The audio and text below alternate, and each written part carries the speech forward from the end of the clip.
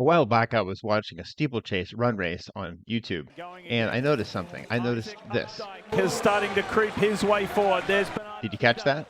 Okay, I'm going to play that clip again, but this time pay attention to the clock timer in the bottom right-hand corner. And going again.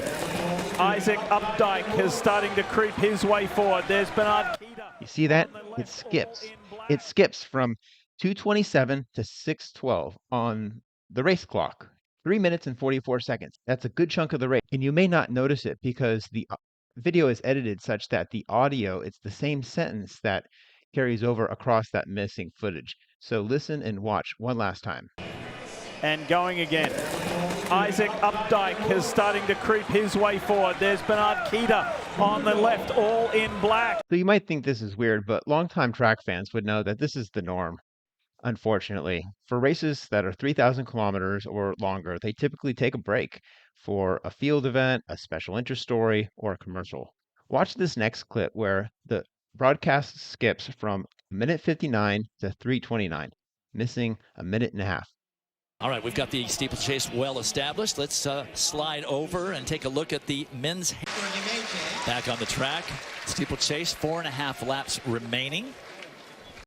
All right, I'm going to give one more example here, and this is a ladies' race, steeplechase. They skip from a minute 55 to 7:09.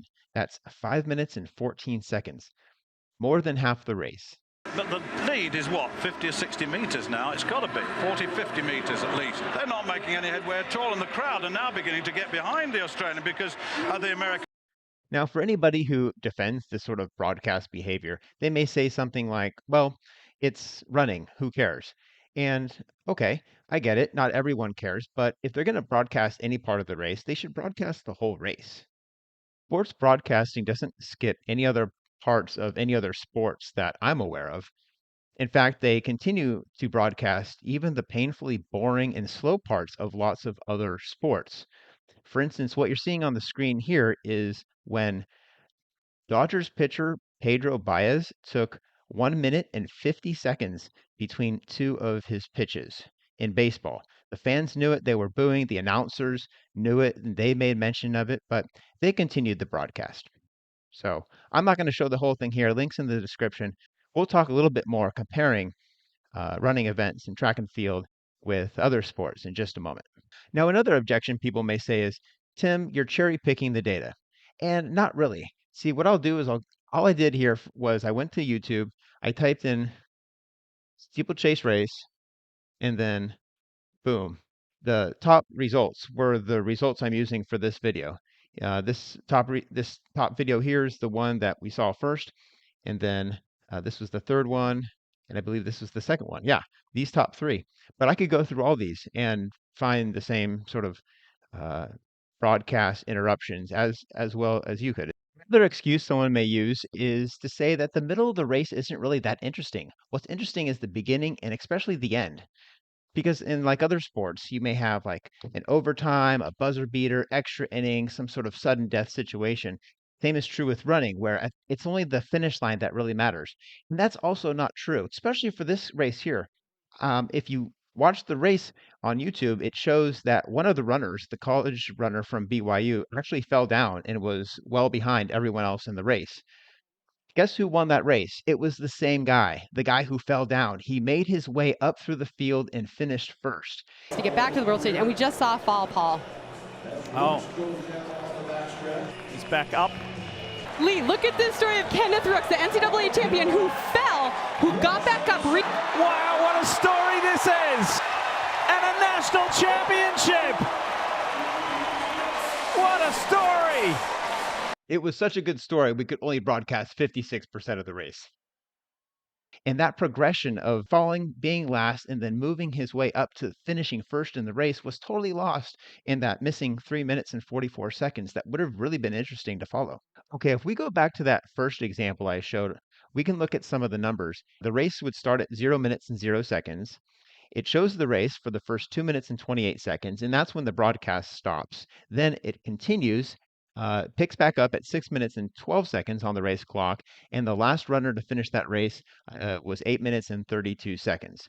So what we're seeing here on this bar graph is the different times in blue and gray representing the duration of the race that was broadcasted and not broadcasted, respectively. And on a percentage basis, you can see it's 29% broadcasted and then cuts out for 44% and then back on for 27%. If we look at the pie graph, you can see a similar depiction where blue is race broadcast, gray is not broadcast, and then the end of the race, the last 27%, is broadcasted again. To me, this is kind of like ordering a large pizza and paying for it, and then it shows up and you only have 56% of your pizza showing up.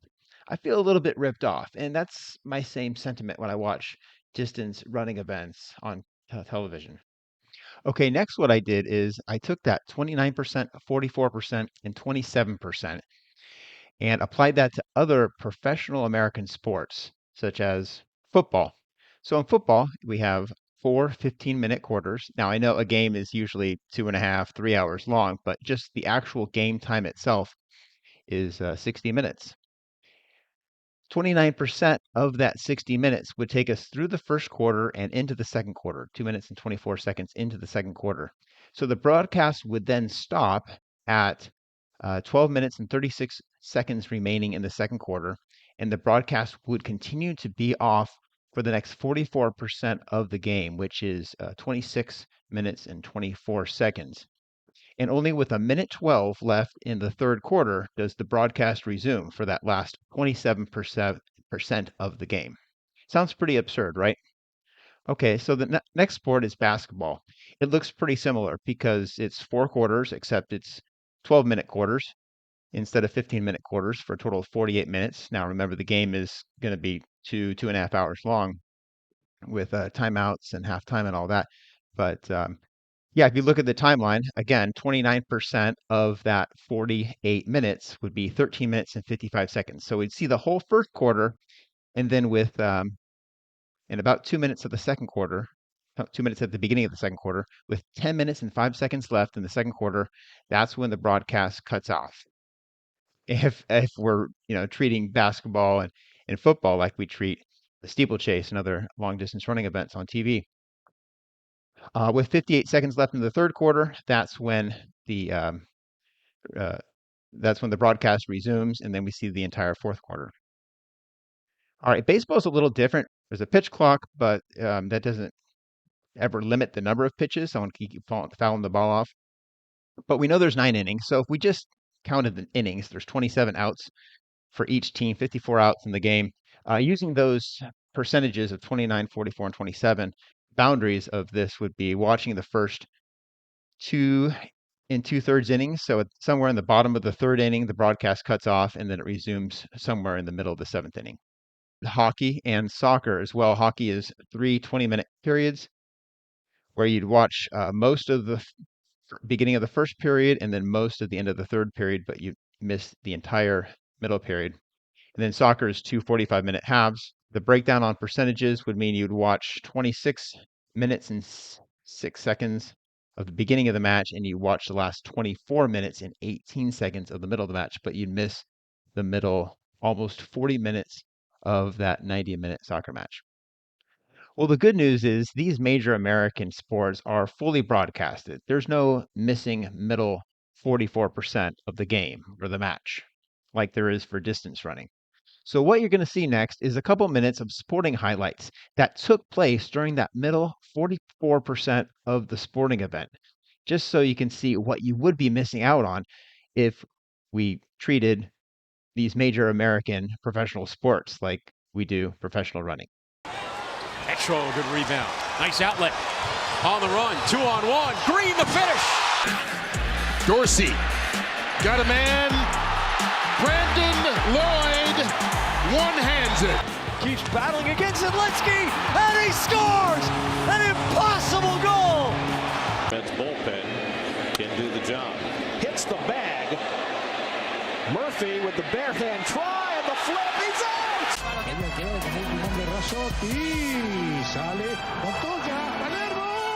And going again.